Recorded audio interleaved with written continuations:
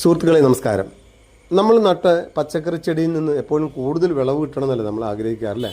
അപ്പോൾ അതിന് പറ്റുന്ന ഒന്ന് രണ്ട് ടിപ്പുകളാണ് ഇന്ന് പറയുന്നത്. എൻ്റെ അനുഭവത്തിലൂടെ തീർച്ചയായിട്ടും പറയുന്നത്. അപ്പോൾ നിങ്ങൾക്ക് ചിലപ്പം മിക്കവാറും ഉപകാരപ്രദമാവും. കാരണം നമ്മൾ ഫലവൃക്ഷങ്ങൾക്ക് കമ്പ് പോകും, അല്ലെങ്കിൽ ശിഖരങ്ങൾ കട്ട് ചെയ്യുക, അല്ലെങ്കിൽ പ്രൂണിങ് എന്നൊക്കെ പറയുക എന്ന് പറഞ്ഞ പോലെ നമ്മൾ പച്ചക്കറി ചെടികൾക്ക് തീർച്ചയായിട്ടും ഇതേപോലെ ഇടയ്ക്കിടയ്ക്ക് ഒന്ന് പ്രൂൺ ചെയ്ത് നോക്കി.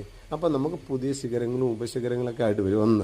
രണ്ടാമത്തെ കേസ്, നമ്മൾ ഇതില്ലേ രോഗം ബാധിച്ച ഇലകൾ, പ്രായമായ ഇലകൾ, ഉണങ്ങിയ ഇലകളൊക്കെ അതൊക്കെ കട്ട് ചെയ്ത് കളയണം. അതിൽ ഒന്ന് രണ്ട് കാര്യങ്ങളുണ്ട്. ഒന്ന്, നമ്മൾ രോഗം ബാധിച്ചെന്ന് വെച്ചാൽ വെള്ളീച്ച, ഇലപ്പേനൊക്കെ ഉണ്ടാവില്ലേ, അതുപോലെ ഇലതീനിപ്പുഴുക്കളൊക്കെ ഈ കട്ട് ചെയ്യുന്നതിലൂടെ അവനെ നശിപ്പിക്കാൻ പറ്റും. മറ്റേ ഇലയിലേക്ക് വ്യാപിക്കാണ്ടിരിക്കാനും. അതുപോലെ തന്നെ ചിലപ്പോൾ നമ്മൾ കൂമ്പ് വരെ നമ്മൾ ഇലതീനിപ്പുഴുക്കൾ കട്ട് ചെയ്തിട്ടുണ്ടാകും. അപ്പോൾ ഈ വഴുതനയുടെയൊക്കെ എന്ന് പറഞ്ഞ പോലെ അവയൊക്കെ അകറ്റുന്നതിലൂടെ ചെടി നല്ല ആരോഗ്യത്തോടെ വരും. മൂന്നാമത്തെ ഒരു കാര്യം ചെയ്യുന്നത് വെച്ചാൽ, നമ്മളിങ്ങനെ ചെയ്യുന്നതിലൂടെ നമ്മൾ കൊടുക്കുന്ന തടത്തിൽ നമ്മൾ എപ്പോഴും ലിമിറ്റഡ് വളമല്ലേ കൊടുക്കാൻ പറ്റില്ല. അപ്പോൾ ഒത്തിരി വളമൊന്നും ചാടിക്കോഴി കൊടുക്കാൻ പറ്റില്ലല്ലോ.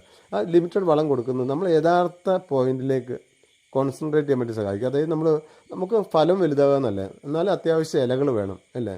നമ്മളെ ഇലകളിൽ നിന്നാണല്ലോ അന്നജം ഉൽപ്പാദിപ്പിക്കുന്നത്. പക്ഷേ എന്ന് വെച്ചാൽ ഏറ്റവും താഴത്തെ ഇലകളൊന്നും വേണ്ട. അപ്പോൾ അതിനും നമ്മൾ എന്ത് ചെയ്യും, ഭക്ഷണം ഷെയർ ചെയ്യപ്പെടും. അപ്പോൾ അതുകൊണ്ടാണ് ഇപ്പോൾ തക്കാളി കണ്ട് ഇതേപോലെ താഴത്തെ ഭാഗം കട്ട് ചെയ്തു. അതുപോലെ തന്നെ നമ്മൾ വെണ്ടയിലൊക്കെ താഴത്തെ ഉണങ്ങിയതും മറ്റേ കേടായതും പ്രായമായതും ഇലകളൊക്കെ കട്ട് ചെയ്യുന്നതുകൊണ്ട് നമ്മൾ ഫലം പരമാവധി വലുതാവും. അപ്പോൾ ഈ മൂന്ന് കാര്യങ്ങൾക്ക് വേണ്ടിയിട്ടാണ് നമ്മൾ പച്ചക്കറി ചെടിയിലും പ്രൂൺ ചെയ്യണമെന്ന്, അല്ലെങ്കിൽ ശിഖരങ്ങൾ കോതണമെന്ന് പറയുന്നത്. അപ്പോൾ എന്തായാലും ഇഷ്ടപ്പെട്ട എല്ലാവർക്കും ഷെയർ ചെയ്യുക. തീർച്ചയായിട്ടും ഉപകാരപ്പെടുന്നു വിചാരിക്കും. നന്ദി, നമസ്കാരം.